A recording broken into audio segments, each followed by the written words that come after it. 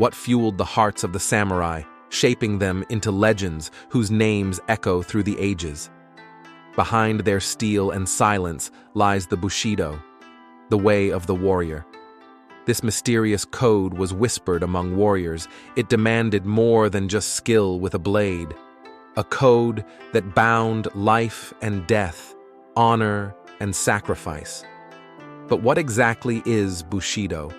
And why does its legacy still haunt the modern world? Let's uncover the truth. The origins of Bushido are as ancient as the samurai themselves. During the 10th century, Japan was a land of warring clans, each fighting for control. It was here that the samurai, the warrior class, first emerged. Their duty was to serve and protect the landholders, known as daimyo. Bushido was not a written code, but rather an evolving set of principles rooted in Japan's spiritual and philosophical traditions, particularly Confucianism, Shintoism, and Zen Buddhism. As the samurai's role in society grew, so did the need for a formal structure of their ethics and values. But Bushido didn't emerge fully formed overnight.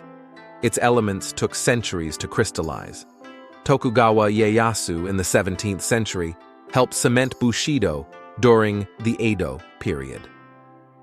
By the time of the Tokugawa, Bushido became the guiding force behind the samurai's action, demanding loyalty, discipline, and honor. At the heart of the Bushido Code are 7 virtues, principles that guided the samurai in life and in battle. These virtues are not mere rules.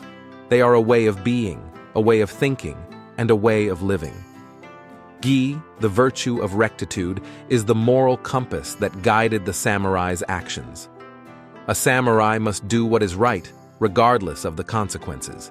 They act with honor and integrity, no matter the cost. Justice isn't about power. It's about doing what is right, even when no one is watching. You, the virtue of courage, is not the absence of fear, but the mastery of it. True courage means to live and act without hesitation in the face of danger. A samurai faces death as calmly as they would any challenge. Jin, the virtue of benevolence, teaches compassion. Though samurai were warriors, their strength was tempered by mercy. Benevolence extended to all, friends, foes, the weak, and the suffering. Rei, the virtue of respect, defined every interaction a samurai had, whether in battle or peace. It reminds the warrior that all life is precious, that even an enemy deserves dignity.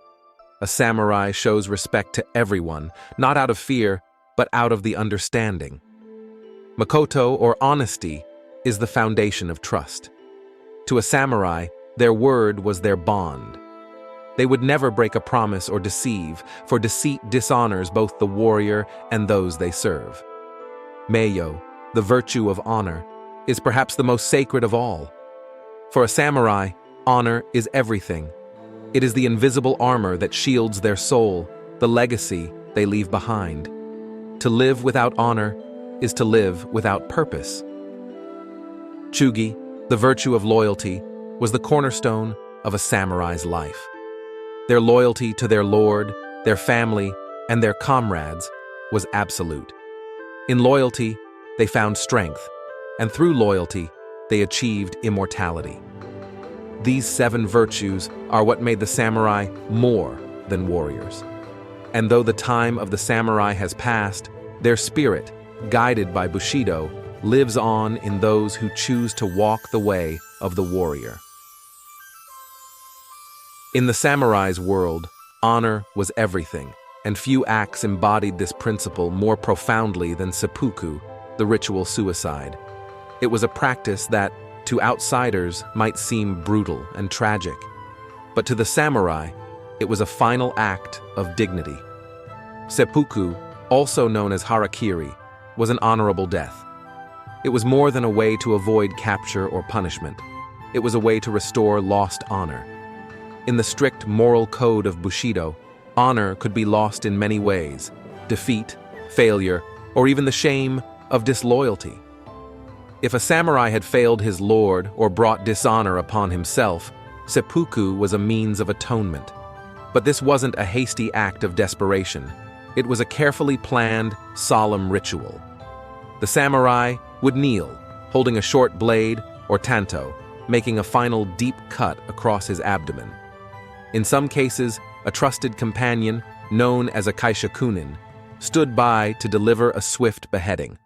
The role of the kaishakunin was vital, as the act was one of compassion, ensuring the samurai's final moments were honorable and free from unnecessary pain.